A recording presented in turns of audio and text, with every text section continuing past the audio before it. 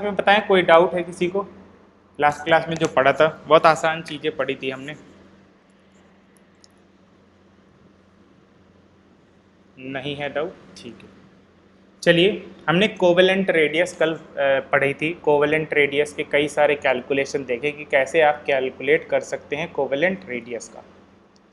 अब हम बात करेंगे कोवेलेंट रेडियस के अलावा अगर मेरे पास मेटालिक रेडियस। देखो कोवेलेंट रेडियस और मेटालिक रेडियस में क्या डिफरेंस होता है, बहुत छोटा सा डिफरेंस होता है। देखो कोवेलेंट रेडियस अगर है आपका तो यहाँ पे ये ओवरलैपिंग देखने को मिलेगा, ठीक है। कोवेलेंट बॉन्ड क्या करता है, ऑर्बिटल की ओवरलैपिंग से बना, जैसे एस एस ऑर्बिटल ओवरलैप कर गए तो ये आपका कोवेलेंट बॉन्ड बन गया।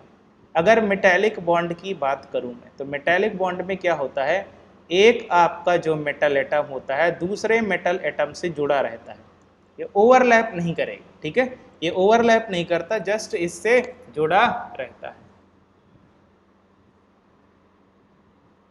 ये ओवरलैप नहीं करता, ये जस्ट इससे क्या करता है, जुड़ा हुआ रहता है। तो ऐसे केसेस में हम क्या करते हैं, ऐसे केसेस में जो एटम लिया जाता है वो आपका एटॉमिक रेडियस के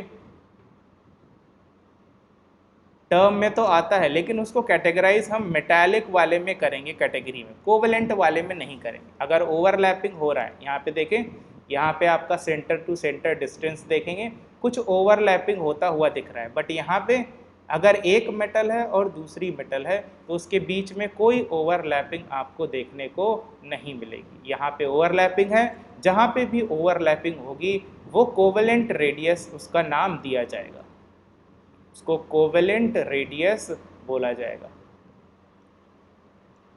कोवेलेंट रेडियाई बोला जाएगा। लेकिन अगर ओवरलैपिंग नहीं है, एटम एक दूसरे को टच कर रहे हैं, एक एटम दूसरे एटम को टच कर रहा है, तो उस केस में क्या बोलेंगे आप कि ये मेटालिक बॉन्ड होगा। ये क्या होगा, मेटालिक बॉन्ड होगा। मेटालिक बॉन्ड का मतलब एक मेटल का एटम दूसरे मेटल के एटम से जुड़ा होगा। मान लीजिए आपकी मेटल कुछ भी हो सकती है, ये वाली एम मेटल और ये वाली एम मेटल। मान लीजिए आपका ये कॉपर हो सकता है, ये भी कॉपर हो सकता है, ये सिल्वर हो सकता है, ये भी सिल्वर हो सकता है, ये आयरन हो सकता है, ये भी आयरन हो सकता है। तो इनमें से आप कोई भी ले सकते हैं यहाँ पे, लेकिन ये जो मेटल है और जो ये वाली मेटल है उसके बीच में ओवरलैपिंग नहीं होती है, ये जस्ट यहाँ पे टच करते हैं आपस में, तो ये आपका मेटालिक बॉन्ड है। इसका हमने देखा था कि कोवेलेंट रेडियस का अगर आपको पता करना है तो अगर इसका बॉन्ड लेंथ आपको पता है, हमने देखा था कि हमें बॉन्ड लेंथ तो आराम से गिवन रहता है, तो हम अगर बॉन्ड लेंथ पता है तो अगर बॉन्ड लेंथ का हम आधा कर देते हैं तो हमें क्या मिल जाता है, रेडियस मिल जाता है। रेडियस इज इक्वल टू जो बॉन्ड लेंथ होगा उसका आधा कर देंगे, D is equal to bond length, bond length. अगर बॉन्ड लेंथ का हम आधा कर देते हैं तो हमें क्या मिल जाता है, रेडियस मिल जाता है। R क्या है आपका, R रेडियस है, R रेडियस है। नाउ अगर हम बात करें इधर पे, अगर मुझे इसका बॉन्ड लेंथ पता हो, मेटालिक बॉन्ड में अगर मुझे ये वाला बॉन्ड लेंथ पता हो तो इसमें तो और आसान है, क्योंकि यहाँ पे ओवरलैपिंग नहीं कर रहा है तो एग्जैक्ट वैल्यू मुझे मिलेगी। यहाँ पे ओवरलैपिंग नहीं कर रहे हैं तो एग्जैक्ट वैल्यू निकलेगी। ये रेडियस ऑफ मेटल इधर हो जाएगी, ये रेडियस ऑफ मेटल इधर हो जाएगी, और ये रेडियस ऑफ मेटल इधर हो जाएगी। तो अगर ये डिस्टेंस क्या है आपका d है, तो आप बोल सकते हैं कि d जो होगा वो radius of metal plus radius of metal के बराबर होगा। तो आप बोल सकते हैं ये जो d डिस्टेंस होगा इधर वो radius of metal plus radius of metal के बराबर होगा। या आप लिखना चाहें तो इसको ऐसे भी लिख सकते हैं कि जो रेडियस ऑफ मेटल निकल के आएगा वो डिस्टेंस का आधा होगा या बॉन्ड लेंथ का आधा होगा, ठीक है।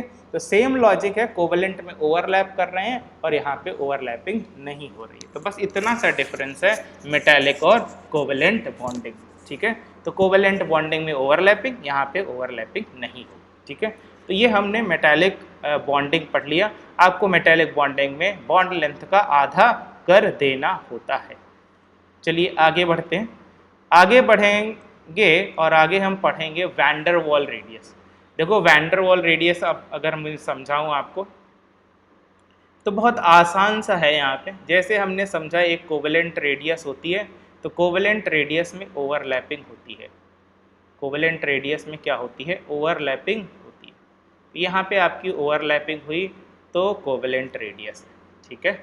यहाँ पे अगर आपकी ओवरलैपिंग नहीं हो रही है, वो एक दूसरे से जुड़ रहे हैं, तो ये आपकी हो गई वैन डर वाल रेडियस, ठीक है, ये वैन डर वाल रेडियस। अगर दो एटम हैं या मॉलिक्यूल हैं वो थोड़ा ज़्यादा दूर दूर हैं तो ये वैन डर वाल फोर्सेस बोले जाते हैं। उसकी वजह से क्या होता है, ये वैन डर वाल रेडियस निकल के आती है, ठीक है। तो यहाँ पे अगर मेजर करेंगे तो ओवरलैपिंग है, ओवरलैपिंग दिखी तो कोवेलेंट रेडियस। यहाँ पे जो आसपास हैं वो क्या कर रहे हैं, ओवरलैपिंग नहीं है, बस एक दूसरे को टच कर रहे हैं। और यहाँ पे कोई टच नहीं कर रहे हैं, बस ये दो एटम हैं जो आए हैं पास में। यहाँ पे क्या है, बस दो एटम हैं जो आए हैं पास में, या दो मॉलिक्यूल हैं जो आए हैं पास में, और उसकी वजह से क्या हो गया है, कुछ ये फोर्स फील कर रहे हैं, कुछ अट्रैक्शन ये फील कर रहे हैं। तो ऐसे में हम बोलते हैं कि ये वैन डर वाल फोर्सेस हैं, ऐसे में हम बोलते हैं कि ये वैन डर वाल फोर्सेस हैं, या van der Waals radius calculate की जाएगी। यहाँ पे कोवेलेंट बॉन्ड है इसलिए कोवेलेंट रेडियाई। कोवेलेंट बॉन्ड का मतलब शेयरिंग से बना हुआ बॉन्ड, तो यहाँ पे कोवेलेंट बॉन्ड है तो इसको हम बोलेंगे covalent radius, covalent radii, covalent radii ना। यहाँ पे देखिए, यहाँ पे आपका है, यहाँ पे क्या है, ये है आपका मेटालिक बॉन्ड, ये है आपका मेटालिक बॉन्ड, क्योंकि मेटालिक बॉन्ड में ओवरलैपिंग नहीं होती, वो एक दूसरे को जस्ट टच करते हैं। तो मेटालिक बॉन्ड की अगर मैं बात करूँ तो मेटालिक बॉन्ड में आपका मेटालिक रेडियस आप कैलकुलेट करेंगे, जो अभी हमने देखा, मेटालिक रेडियाई। यहाँ पे वैन डर वाल फोर्स, वैन डर वाल फोर्स का मतलब है जब दो एटम पास आ रहे हैं, मान लो हीलियम है और हीलियम का एटम पास आ रहा है, तो हीलियम का एटम पास आएगा, बॉन्ड नहीं बना सकता, ऐसा फील होगा जब ये एटम के पास आएगा तो कुछ समय बाद क्या हो जाएगा, थोड़ा सा अट्रैक्शन फील करेंगे। जब थोड़ा सा अट्रैक्शन फील करेंगे तो उसी टाइम पे हम बोल देंगे कि ये बॉन्ड बना हुआ है, और ये जो बॉन्ड बना हुआ है इसको हम वैन डर वाल फोर्स बोलते हैं। क्यों बन रहा है, यहाँ पे मेटालिक बॉन्ड है, मेटालिक टाइप का अट्रैक्शन है, मेटल के एटम के बीच में अट्रैक्शन। यहाँ पे कोवेलेंट बॉन्ड है क्योंकि कोवेलेंट यहाँ पे अट्रैक्शन है, और यहाँ पे वैन डर वाल टाइप का अट्रैक्शन, यहाँ पे वैन डर वाल टाइप का अट्रैक्शन, वैन डर वाल बॉन्ड है या वैन डर वाल फोर्स है। तो अगर वैन डर वाल बॉन्ड या वैन डर वाल फोर्स है तो यहाँ पे क्या आएगा, आपका वैन डर वाल रेडियाई आएगी, वैन डर वाल रेडियाई आएगी, रेडियाई आएगी। इसका भी क्या करना है, अगर आपको मेजर करना है, इसका मान लीजिए है डिस्टेंस, डिस्टेंस बाई 2 करते हैं, इसका सेम मेथड होता है, ठीक है, सेम मेथड होता है। जो डिस्टेंस है, डिस्टेंस का आधा कर देना होता है ऐसे केसेस में, तीनों ही केसेस में। अगर सेम टाइप ऑफ एटम आपको मिल रहे हैं तो सेम टाइप ऑफ एटम के लिए अगर ये डिस्टेंस d है तो उसका आप आधा कर देंगे तो आपका रेडियस मिल जाएगा। मान लो ये d है, ये d प्राइम है और ये d डबल प्राइम है। अलग अलग मैं इसलिए ले रहा हूँ ताकि डिफ्रेंशिएट हो जाए यहाँ। तो इसका रेडियस कितना आएगा, इसका रेडियस आएगा d बाई 2 आएगा। r प्राइम क्या आएगा, r प्राइम आएगा, इसका रेडियस क्या आएगा, d double prime divided by 2 आएगा। r यहाँ पे ट्रिपल, यहाँ पे डबल आएगा, इस साइड आएगा सिंगल। r डबल प्राइम अगर देखूँ इसका क्या आएगा, d डबल प्राइम बाई 2। तो आपको जस्ट आधा कर देना है इसका, यहाँ पे जो भी डिस्टेंस या बॉन्ड लेंथ दी है उसका आधा कर देंगे तो आ जाएगा। अगर मैं बोलूँ कि सबका एटॉमिक साइज सेम है, सब एक जैसे एटम मैंने लिए हैं, तो क्या मुझे बता सकते हैं कौन सी रेडियाई सबसे बड़ी निकल के आएगी। अगर मैंने सब एक जैसे एटम लिए हैं तो कौन सी रेडियस सबसे ज़्यादा बड़ी होगी, बता सकते हैं। D double prime, yes. Van der Waals radius में क्या मैं बोल दूं, वैन डर वाल सबसे बड़ी होगी क्योंकि ये डिस्टेंस सबसे ज़्यादा आ रही है, एटम का साइज अगर सेम है तो। इसके बाद कौन सी होगी, इसके बाद मेटालिक होनी चाहिए क्योंकि ये टच नहीं कर रहे हैं, टच कर रहे हैं केवल, ओवरलैप नहीं कर रहे हैं। और यहाँ पे ओवरलैपिंग हो तो रही है तो सबसे कम हो जाएगी। तो सबसे बड़ी कौन सी रेडियस होगी? Van der Waals radius. सबसे बड़ी जो रेडियस होगी वो वैन डर वाल्स रेडियस होगी, वैन डर वाल्स रेडियस होगी, रेडियस। उसके बाद कौन सी रेडियस होगी? उसके बाद होगी आपकी मेटालिक रेडियस। आप देख सकते हैं, दिखने में ही पता चल जाएगा कि कौन सी रेडियस बड़ी है और कौन सी रेडियस छोटी है। इसके बाद अगर आप देखेंगे तो इसके सबसे कम आएगी कोवेलेंट रेडियस, कोवेलेंट रेडियस। यहाँ पे आपको कोवेलेंट रेडियाई देखने को मिलेगी। तो ये आपका क्या है? ट्रेंड है, ये आपको याद रखना है, ठीक है। कुछ जहाँ पे कोवेलेंट बॉन्ड बनता है उसमें कोवेलेंट बॉन्ड बना करके हम रेडियस पता कर लेते हैं। जहाँ पे मेटालिक बॉन्ड बनता है वहाँ पे मेटालिक बॉन्ड बना करके पता कर लेते हैं उसका रेडियस। और जहाँ पे वैन डर वाल बन सकता है वहाँ पे वैन डर वाल रेडियस बना करके हम पता कर लेते हैं, ठीक है। अब देखते हैं कि एटॉमिक रेडियस के हमने ज़्यादातर ट्रेंड देख लिए हैं। एटॉमिक रेडियस को हमने समझ लिया है कि एटॉमिक रेडियस किन किन फैक्टर पे डिपेंड करता है। तो एक बार हम समराइज करेंगे। एटॉमिक रेडियस डिपेंड करता है आपके स्क्रीनिंग इफेक्ट पे। स्क्रीनिंग इफेक्ट अगर ज़्यादा हुआ तो आपका एटॉमिक रेडियस ज़्यादा होगा। अगर आपका जेड इफेक्टिव ज़्यादा हुआ तो क्या होगा? जेड इफेक्टिव ज़्यादा हुआ तो रेडियस कम होगा। सही बात, रेडियस कम होगा। अगर मैं बोलूँ और किसी फैक्टर पे डिपेंड करता है क्या रेडियस, तो किस पे बढ़ेगा? Shell number. याद होगा आपको शेल नंबर, कि शेल नंबर अगर आपका क्या हो रहा है? बढ़ रहा है, तो उसमें भी क्या होगा? एटॉमिक रेडियस बढ़ेगा। Fourth type of radius, fourth type of radius, किस रेडियस से आप मेजर कर रहे हो? टाइप ऑफ रेडियस, क्या वैन डर वाल मेजर कर रहे हो, कि मेटालिक मेजर कर रहे हो, कि आप वैन डर वाल कोवेलेंट मेजर कर रहे हो, ठीक है। तो उसके बेसिस पे हम देखेंगे। मान लो पहले फर्स्ट पीरियड में एलिमेंट अगर देखें तो फर्स्ट पीरियड में कौन से एलिमेंट होते हैं?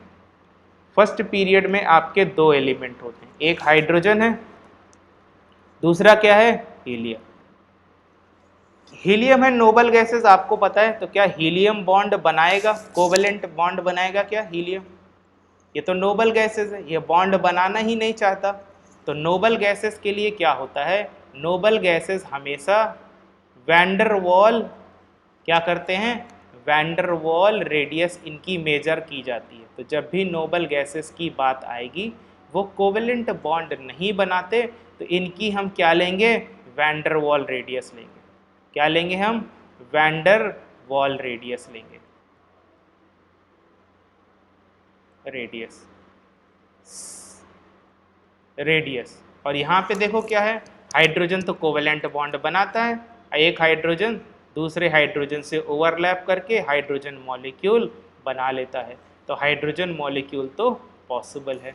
तो यहाँ पे आप बोल सकते हैं कि यहाँ पे हम कोवेलेंट रेडियस मेजर करेंगे, कोवेलेंट रेडियस मेजर करेंगे, ठीक है। कोवेलेंट रेडियस हम क्या करेंगे? मेजर करेंगे। तो बताओ किसका साइज बड़ा होगा? यहाँ पे इसका बड़ा होगा साइज कि इसका बड़ा होगा? यहाँ पे एटम ऑलमोस्ट सेम होते हैं, इनका साइज ऑलमोस्ट सेम साइज के मान सकते हैं इन दोनों एटम, ठीक है। अगर मानना चाहें कोवेलेंट रेडियस इनकी तो आप ऑलमोस्ट सेम साइज की मान सकते हैं। लेकिन अगर मैं पूछूं कि वैन डर वाल रेडियस बड़ी होती है कि कोवेलेंट, तो आप बोलोगे वैन डर वाल बड़ी होती है। अगर मैं पूछूं हीलियम बड़ा होगा कि हाइड्रोजन, तो क्या आंसर होगा आपका? कौन सा रेडियस, किसका रेडियस ज़्यादा होगा? हीलियम का रेडियस ज़्यादा होगा यहाँ पे हाइड्रोजन का। रीज़न क्या है? क्योंकि उसके लिए आप मेजर कर रहे हैं वैन डर वाल। वैन डर वाल में तो डिस्टेंस ज़्यादा होती है, हमने अभी देखा। लेकिन अगर आप कोवेलेंट मेजर कर रहे हैं तो कोवेलेंट में तो डिस्टेंस क्या होती है? कम होती है। तो इसके बेसिस पे आप क्या कर सकते हैं? यहाँ पे कैलकुलेट कर सकते हैं, ठीक है।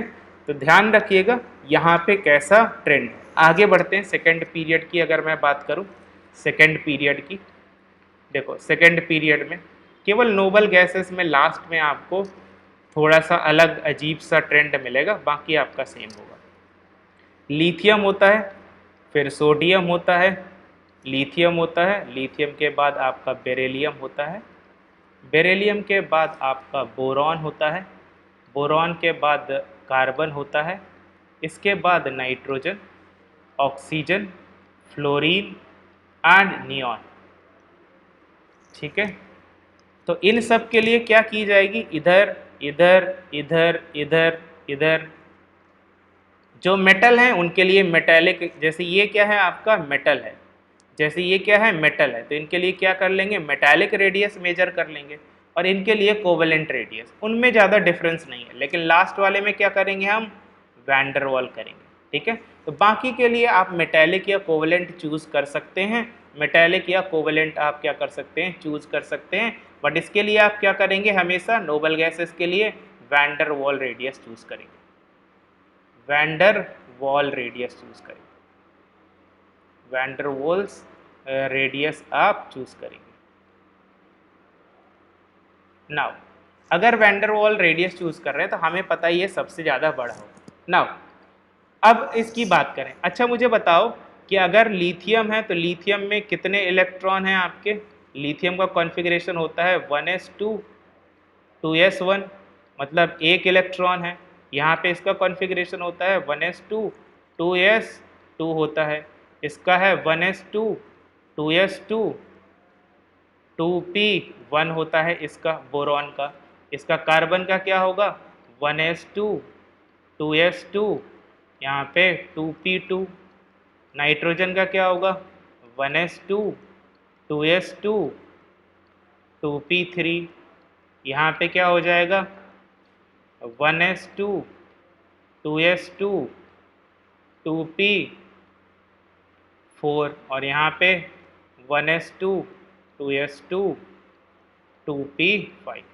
तो देखो होता क्या है, क्या नंबर ऑफ प्रोटॉन इस तरफ बढ़ रहे हैं क्या, अगर मैं लेफ्ट से राइट की तरफ जा रहा हूं तो क्या नंबर ऑफ प्रोटॉन्स बढ़ रहे हैं, yes, number of protons increase हो रहे हैं, तभी तो एटॉमिक नंबर बढ़ रहा है, हमें पता है नंबर ऑफ प्रोटॉन्स इंक्रीज हो रहे हैं, नंबर ऑफ प्रोटॉन्स इंक्रीज हो रहे हैं, यहाँ पे इंक्रीजेस, अगर प्रोटॉन्स इंक्रीज हो रहे हैं तो क्या आप बता सकते हैं, यहाँ पे शेल तो सेम है ना, शेल तो नहीं चेंज हो रही, यहाँ पे देखो सेकंड सेल है, यहाँ पे भी सेकंड सेल है, यहाँ पे भी सेकंड सेल है, सेकंड सेल है, सेकंड सेल है, तो सेल तो चेंज नहीं हो रही, shell remain same, the number of protons increases but shell number remain same, shell number remain same, shell number remains same, remains same.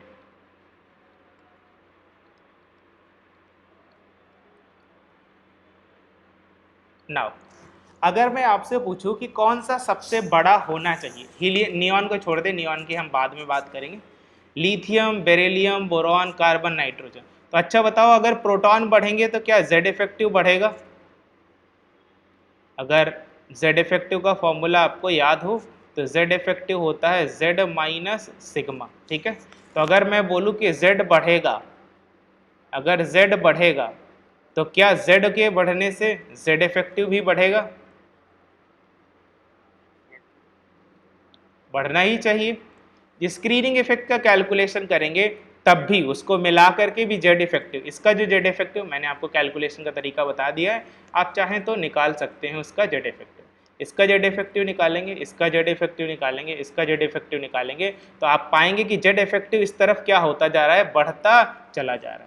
अगर आप कैलकुलेशन करना चाहें तो स्लेटर रूल से आप निकाल सकते हैं, लेफ्ट टू राइट की तरफ अगर जाएंगे तो जेड इफेक्टिव बढ़ेगा। अब बताओ जेड इफेक्टिव बढ़ेगा तो क्या होगा, रेडियस क्या होगा, घटेगा कि ज़्यादा होगा, रेडियस,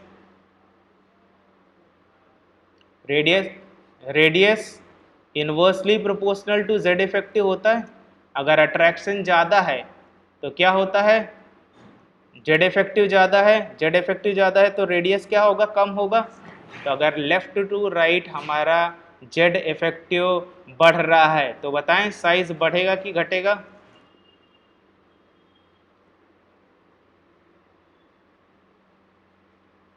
बताइए क्या ऐसा ही होना चाहिए, बोलिए।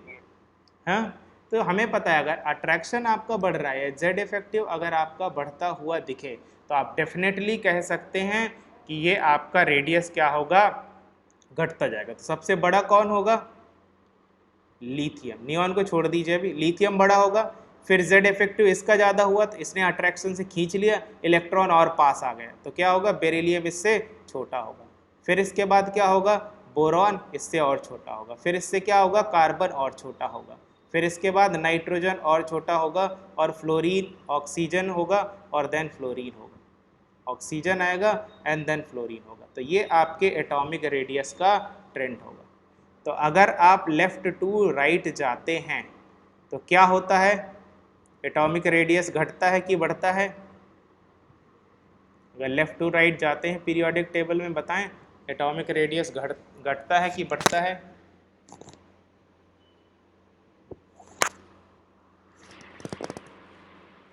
हाँ जी बताइए।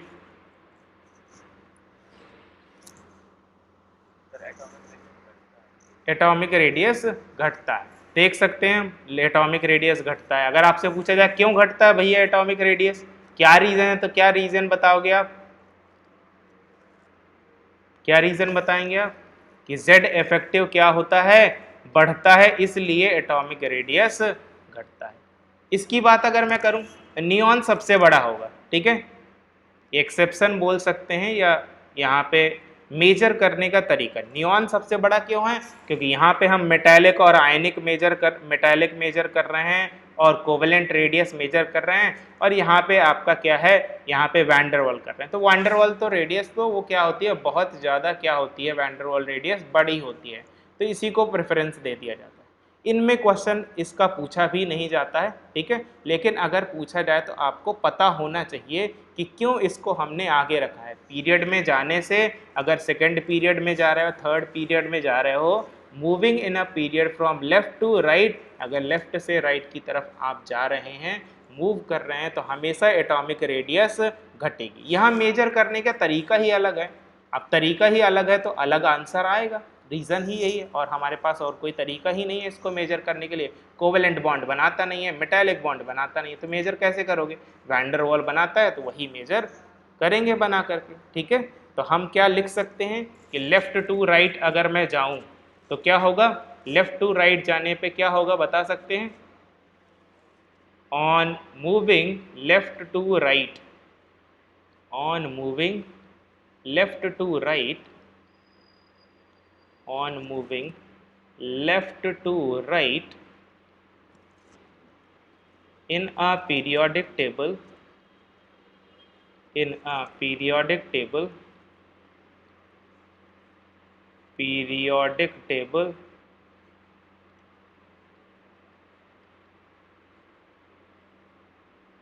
or along a period, or along a period, along a period, अगर एक पीरियड की तरफ आप जा रहे हैं तो क्या मुझे बता सकते हैं, अगर मैं पीरियड की तरफ जा रहा हूं तो क्या रेडियस इंक्रीज होगा कि घटेगा? घटेगा, हम बोल सकते हैं घटेगा। तो रेडियस डिक्रीजेस, या radius of atom decreases, radius of atom decreases. क्यों डिक्रीज होता है, रीजन क्या है? डिक्रीजेस, रीजन क्या बताएंगे आप? ये सही बात, because Z effective increases, because Z effective increases, Z effective increases, क्योंकि आपका जेड इफेक्टिव इंक्रीज कर रहा है, इसलिए ऐसा हो रहा है। तो अगर मैं आपको थर्ड पीरियड के एलिमेंट दूं तो क्या आप मुझे थर्ड पीरियड के एलिमेंट में बता सकते हैं कि क्या रेडियस का ट्रेंड रहेगा? मैं देता हूं आपको एलिमेंट, सोडियम, सोडियम के बाद यहाँ पे आया आपका मैग्नीशियम, देन एल्यूमिनियम आया, एल्यूमिनियम के बाद आएगा आपका सिलिकन, सिलिकन के बाद आएगा फॉस्फोरस, फॉस्फोरस के बाद आएगा सल्फर, सल्फर के बाद आएगा क्लोरीन, और क्लोरीन के बाद आएगा आर्गन। क्या मुझे बता सकते हैं? ये आपका थर्ड पीरियड है, इसमें रेडियस कैसा आएगा, किसका रेडियस सबसे ज़्यादा होगा, फिर किसका रेडियस सबसे कम, फिर किसका कम, फिर किसका कम, बता सकते हैं?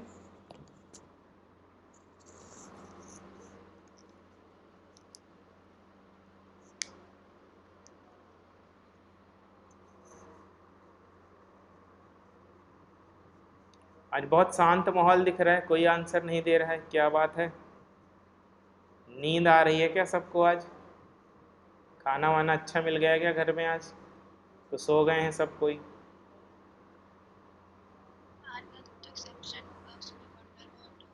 हाँ ठीक है, तो आर्गन वाला क्या होगा, सबसे बड़ा होगा, और इसके बाद बाकी बाकी क्या होगा, decreasing.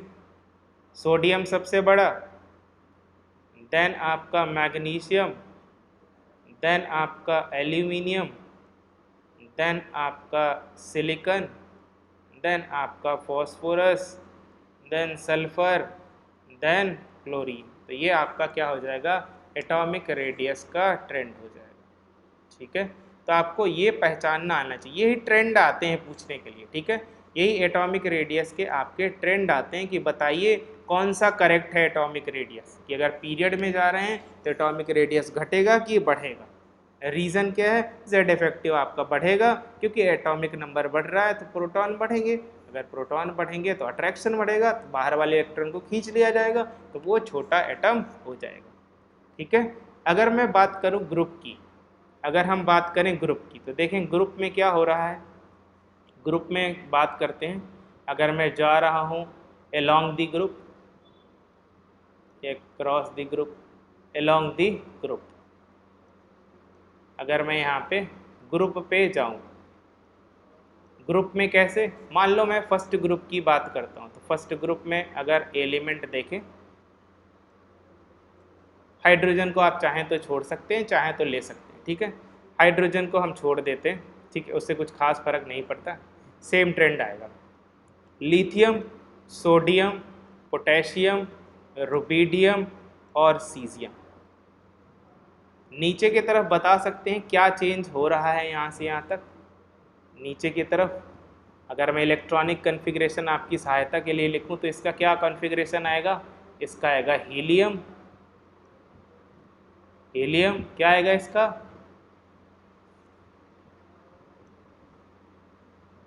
Yes 1s2 2s2 2s1, क्या आएगा किसका कॉन्फ़िगरेशन, लिथियम का होता है आपका 1s2 2s1, आएगा कि नहीं आएगा। हीलियम का होता है 1s1, तो आप 1s2 होता है हीलियम का, तो आप ऐसे लिख सकते हैं हीलियम 2s1। ठीक है, इसको क्या लिख सकते हैं, हीलियम के नीचे आता है नियॉन, इसको लिख सकते हैं नियॉन 3s1। इसको क्या लिख सकते हैं, नियॉन के नीचे आता है आर्गन, आर्गन के बाद लिख सकते हैं 4s1। क्रिप्टॉन 5s1,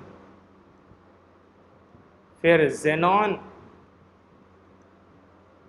6s1, ये आप लिख सकते हैं। ठीक है, तो अगर मैं आपसे पूछूं तो क्या मुझे बता सकते हैं कि यहाँ पे क्या सेल बढ़ रही है ना, ये सेकंड सेल है, ये थर्ड सेल है, ये फोर्थ सेल है, ये फिफ्थ सेल है और सिक्स्थ सेल है, तो सेल नंबर इंक्रीज हो रहा है क्या, down the group, shell number increases down the group, हम बोल सकते हैं कि सेल नंबर इंक्रीज हो रहा है, shell number increases down the group, increases down the group।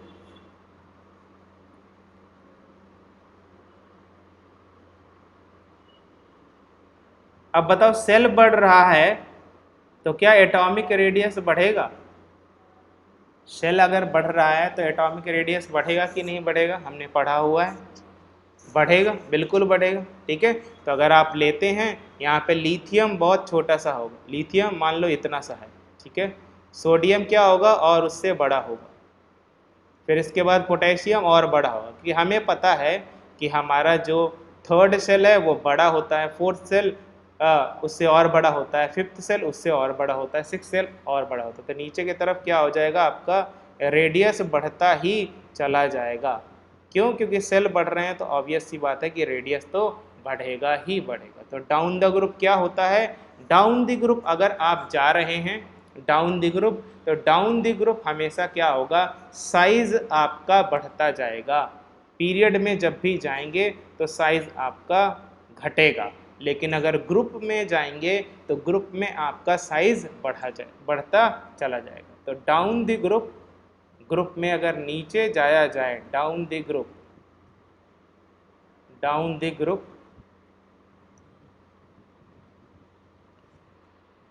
the atomic size, the atomic size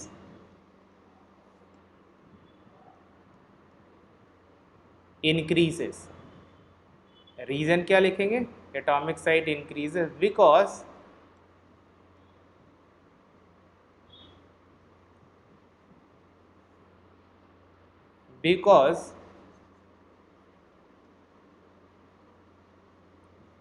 क्यों इंक्रीज हो रहा है?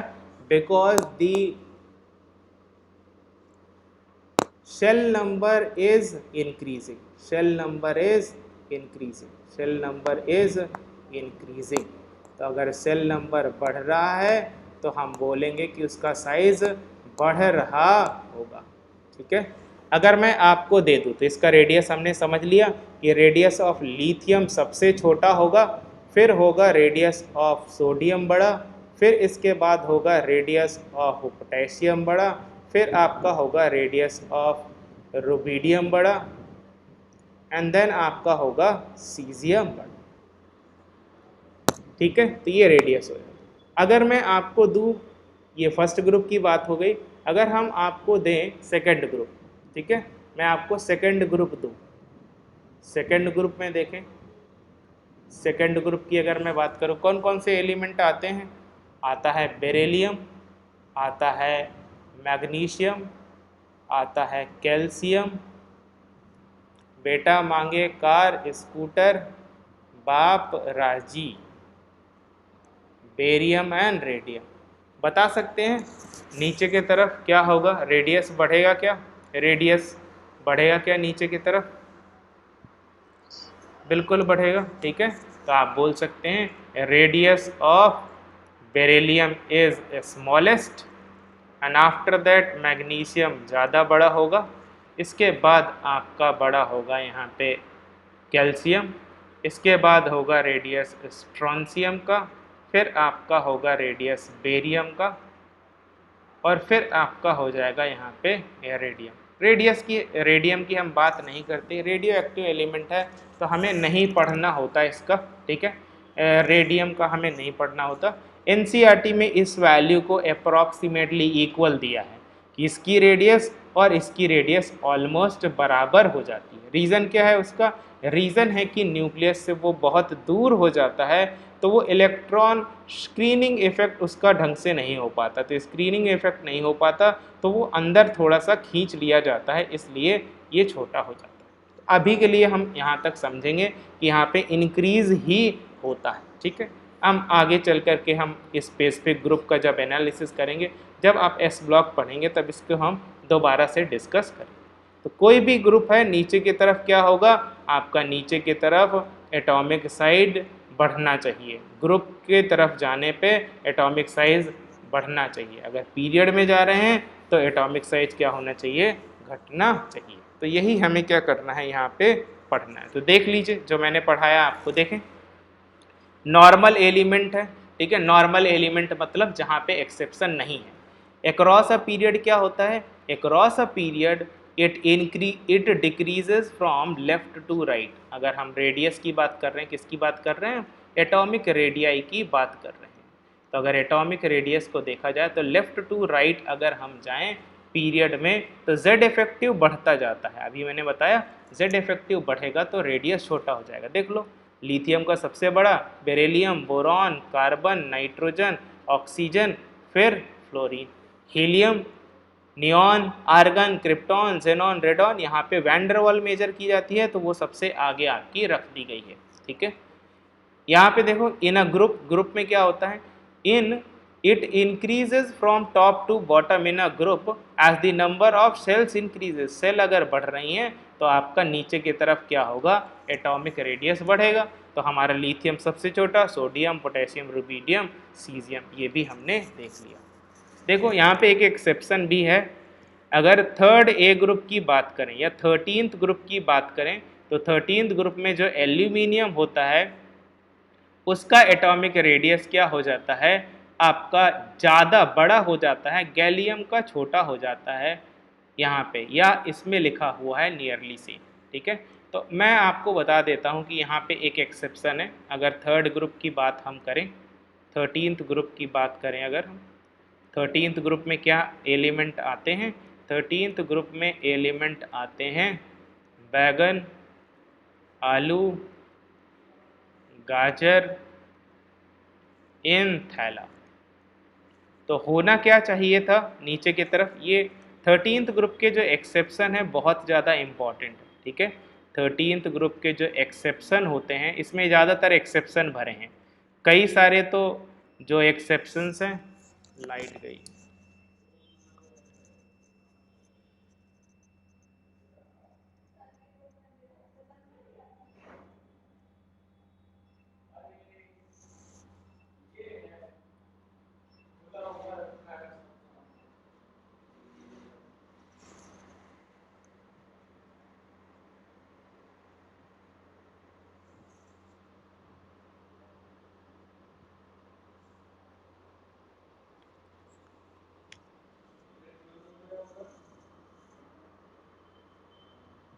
इंटरनेट थोड़ा गया हुआ था। तो बताएं क्या स्क्रीन दिख रही है सबको? ओके ठीक है, तो हम कहाँ तक पढ़ रहे थे,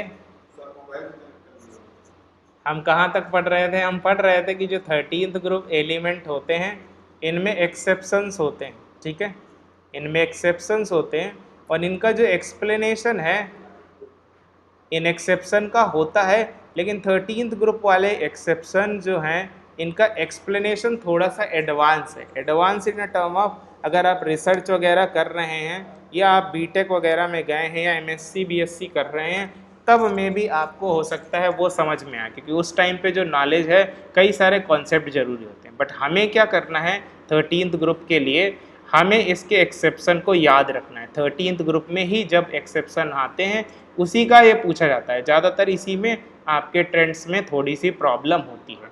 प्रॉब्लम का रीज़न क्या होता है, ये एक्सेप्शन क्यों आते हैं, वाई दीज एक्सेप्शन, तो इसका एक सीधा सा और आसान सा रीज़न होता है यहाँ पे पुअर स्क्रीनिंग इफेक्ट, यही आपका ज़्यादातर आंसर होता है। ठीक है, तो पुअर स्क्रीनिंग इफेक्ट एक रीज़न होता है, पुअर स्क्रीनिंग इफेक्ट,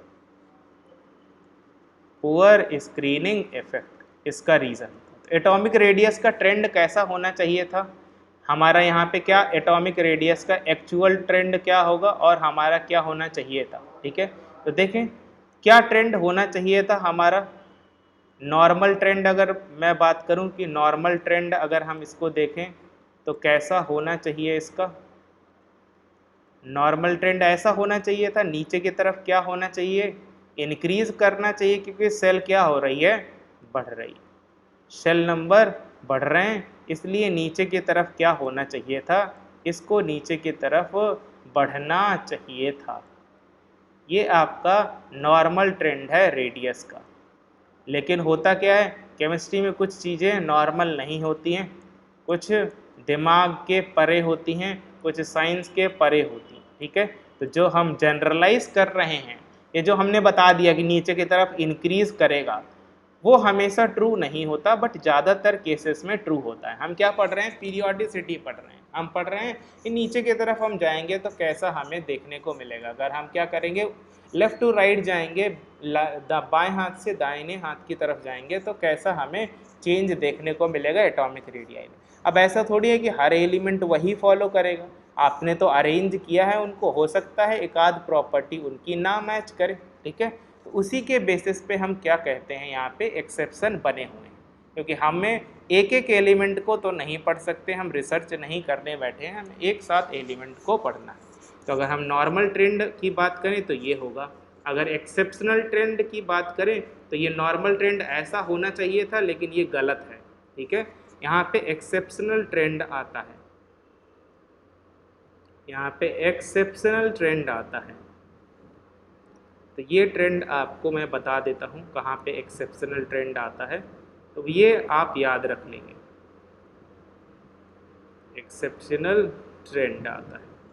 तो ये आप यहाँ पे क्या कर लेंगे, याद कर लेंगे। जैसे यहाँ पे देखिए एक्सेप्शनल ट्रेंड की, बोरॉन के बाद आता है यहाँ पे गैलियम एंड देन आता है एल्यूमिनियम, बाकी आपका सेम रहता। तो ये यहाँ से बदल जाता है, इनका आगे पीछे स्विचिंग हो जाता है, ये एक दूसरे को क्या कर लेते हैं, बदल लेते हैं। रीज़न क्या है, देखो होता क्या है, यहाँ पे पुअर स्क्रीनिंग इफेक्ट होता है। गैलियम का क्या होता है, पुअर स्क्रीनिंग इफेक्ट होता है।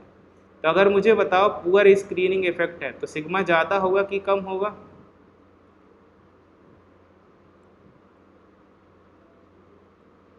अगर पुअर स्क्रीनिंग इफेक्ट है तो सिग्मा ज़्यादा होगा कि कम होगा? कम होना चाहिए। पुअर का मतलब स्क्रीनिंग इफेक्ट कम है। अगर स्क्रीनिंग इफेक्ट कम है तो बता सकते हो रेडियस बढ़ेगा कि घटेगा? घटेगा। घटेगा क्योंकि हमें पता है radius is directly proportional to screening effect. अगर स्क्रीनिंग इफेक्ट बढ़ता है तो रेडियस बढ़ेगा और स्क्रीनिंग इफेक्ट घटता है तो रेडियस घटेगा। तो यहाँ पे पुअर स्क्रीनिंग इफेक्ट हुआ तो क्या हो गया, इसका घट गया रेडियस। क्या हो गया, इसका घट गया रेडियस। तो अगर इसका घट गया रेडियस तो क्या होगा, ये पीछे आ गया। इतना भी ज़्यादा नहीं घट जाता, थोड़ा सा अंतर पड़ता है यहाँ पे। जैसे इसका आपका मान लो 120 पिकोमीटर आ रहा है तो इसका आपका 121 पिकोमीटर आ जाएगा, थोड़ा सा डिफरेंस है। तो इसीलिए यहाँ पे जो आगे लिखा हुआ है ये आपका अप्रॉक्सीमेटली नियरली सेम लिखा हुआ है, ठीक है, नियरली सेम लिखा हुआ है। लेकिन आपको नियरली सेम नहीं पता होना चाहिए, आपको एग्जैक्टली पता होना चाहिए कि एग्जैक्टली कहाँ पे दिक्कत है। तो गैलियम का जो एटॉमिक रेडियस होगा वो कम होगा एल्यूमिनियम से। अगर आपसे रीज़न पूछा जाए तो आप पुअर स्क्रीनिंग इफेक्ट बताओगे, ठीक है। क्या बताओगे आप, पुअर स्क्रीनिंग इफेक्ट आप बताओगे। क्लियर है सबको, बताएं यहाँ तक, आगे बढ़ जाएं हम, ठीक है। चलिए आगे बढ़ जाते हैं। अगर इनर्ट गैसेस की बात करें, देखो तो इनर्ट गैसेस की अगर मैं बात करूं इन रिस्पेक्टिव पीरियड, अगर मैं पीरियड की बात करूं, मैंने आपको समझाया कि पीरियड में अगर जा रहे हैं यहाँ से यहाँ तक चल रहे हैं तो एक टाइम पे हीलियम मिलेगा आपको, सबसे लास्ट में हीलियम मिलेगा, फिर नियॉन मिलेगा नोबल गैस, फिर आर्गन मिलेगा, फिर क्रिप्टॉन मिलेगा, फिर जेनॉन मिलेगा और रेडॉन मिलेगा।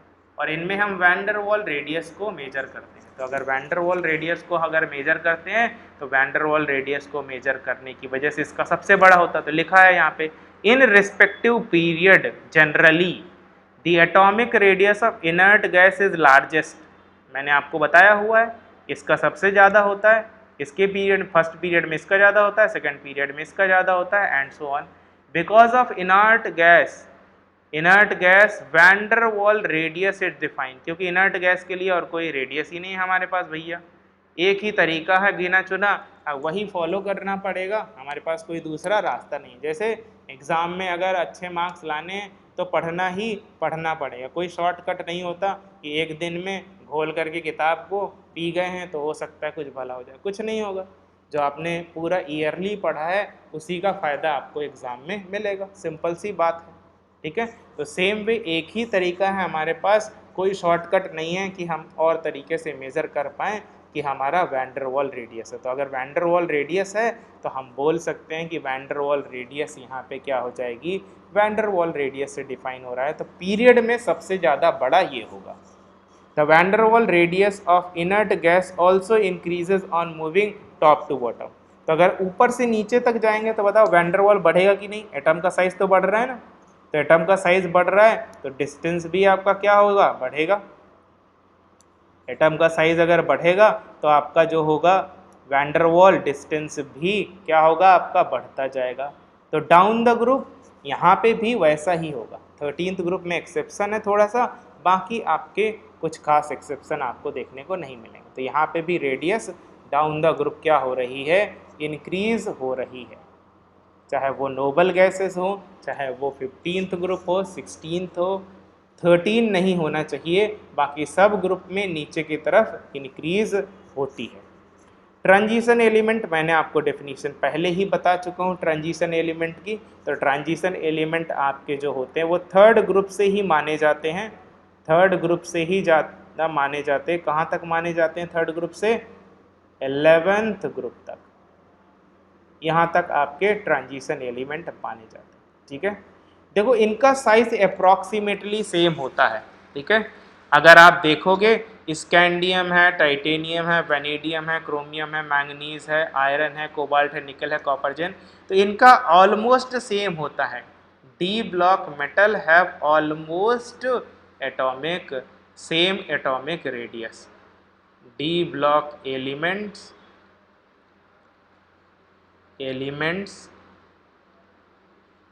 have almost same atomic radius, almost same atomic radius, same atomic radius। इनका जो एटॉमिक रेडियस होता है वो ऑलमोस्ट सेम रहता है, इसका जो एटॉमिक रेडियस होता है वो ऑलमोस्ट सेम रहता है, एक जैसा रहता है। ठीक है, थोड़ा बहुत क्या हो जाएगा, थोड़ा बहुत चेंज हो जाएगा। इसका डिटेल क्या करेंगे हम, डिटेल हम पढ़ेंगे 12th क्लास में। इसका ट्रेंड बता देता हूँ मैं। सबसे ज़्यादा ये जो डेटा बता रहा हूँ एनसीईआरटी के हिसाब से बता रहा हूँ, और एनसीईआरटी का ही आपको डेटा याद रखना है। ठीक है, डेटा याद रखना है मतलब ट्रेंड में। तो क्या होता है, पीरियड में अगर जाते हैं तो क्या होता है, पीरियड में अगर जाते हैं तो साइज क्या होता है, घटता है कि नहीं घटता है? जेड इफेक्टिव बढ़ेगा क्योंकि प्रोटॉन बढ़ते हैं, तो ये घटेगा। बिल्कुल सही है, शुरू तक ठीक है, कहीं तक सही है। टाइटेनियम आएगा, वेनेडियम आएगा, देन ये क्रोमियम आएगा। ठीक है, मैंगनीज आएगा, मैंगनीज का थोड़ा सा एक्सेप्शनल बिहेवियर होता है, इसको छोड़ देंगे। फिर आपका आयरन आएगा। यहाँ पे जो कोबाल्ट और निकल है, कोबाल्ट और निकल की रेडियस एक जैसी होती है। स्क्रीनिंग इफेक्ट की वजह से ही, अगेन मैंने बताया एटॉमिक रेडियस में जब भी कोई ट्रेंड आ रहा है वो पुअर स्क्रीनिंग इफेक्ट की वजह से आता है। फिर क्या होता है, फिर यहाँ पे कॉपर के लिए इंक्रीज हो जाएगा और जिंक के लिए इंक्रीज हो जाएगा। तो ये आपका एटॉमिक रेडियस है 3D सीरीज के लिए, 3D सीरीज के लिए एटॉमिक रेडियस। थोड़ा सा आप आइडिया रखेंगे यहाँ पे। ठीक है, थोड़ा सा आप आइडिया रखेंगे यहाँ पे। अरे बहुत लेट दिया जी, आप बहुत लेट आई हैं। चलिए, तो एटॉमिक रेडियस 3D सीरीज का क्या होगा, एटॉमिक रेडियस कुछ ऐसा होगा। ठीक है, इसका डिटेल आप डी ब्लॉक 12th क्लास में पढ़ेंगे। उसके पहले बस इतना ही याद रखना है, स्कैंडियम सबसे बड़ा, टाइटेनियम, वेनेडियम, क्रोमियम, मैंगनीज इसका छोड़ दीजिए आप मान के चलें कि ये डिक्रीज ही कर रहा है यहाँ तक। फिर क्या हुआ, कांस्टेंट, तो पहले कम हो रहा है, फिर कांस्टेंट हो गया इसका रेडियस, फिर बढ़ने लग गया। ठीक है, तो यहाँ पे आपके 3 अलग सेक्शन यहाँ पे बनते हैं। एक जो सेक्शन होगा इसमें डिक्रीज ऑब्जर्व होगा, दूसरा जो सेक्शन होगा उसमें आपका कांस्टेंट रहेगा, ऑलमोस्ट इक्वल रहेंगे, और थर्ड जो सेक्शन रहेगा उसमें आपको इंक्रीज देखने को मिलेगा, थर्ड सेक्शन में आपको इंक्रीज देखने को मिलेगा रेडियस का। तो ये 3 पोर्शन आप याद रखेंगे। यहाँ पे रेडियस कम हो रहा है, यहाँ पे रेडियस बराबर हो गया है, और यहाँ पे क्या हो गया, रेडियस बढ़ने लग गया। बस इतना ही आप समझ लेंगे तो आपका काम हो जाएगा। ठीक है, तो हमारा जो 3D सीरीज़ है, यह 3D सीरीज़ के एलिमेंट का रेडियस भी हमने यहाँ पे देख लिया है। आप देख सकते हैं यहाँ पे प्लॉट भी बनाया हुआ है।